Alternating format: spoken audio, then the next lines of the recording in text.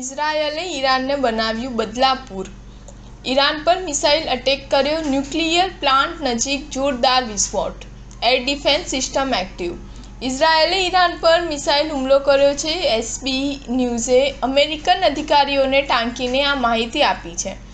ઈરાનના ઇસ્ફહાન શહેરના એરપોર્ટ નજીક વિસ્ફોટનો અવાજ સંભળાયો છે. જોકે ઇઝરાયલે હજી સુધી આ વાતની પુષ્ટિ કરી નથી.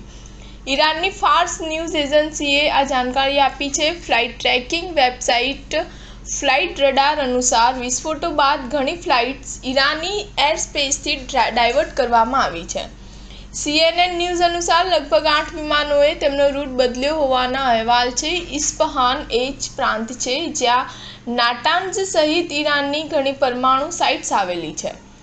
નાટાન્ઝ ઈરાનના યુરેનિયમ કાર્યક્રમનો મુખ્ય ભાગ છે. આ પહેલા 14 એપ્રિલે ઈરાને ઇઝરાયલ પર 300થી વધુ મિસાઇલ અને ડ્રોનથી હુમલો કર્યો હતો. આ દરમિયાન તેઓએ ઇઝરાયલના નેવાતીમ એરબેઝને નિશાન બનાવ્યું હતું, જ્યાં થોડું નુકસાન પણ થયું હતું.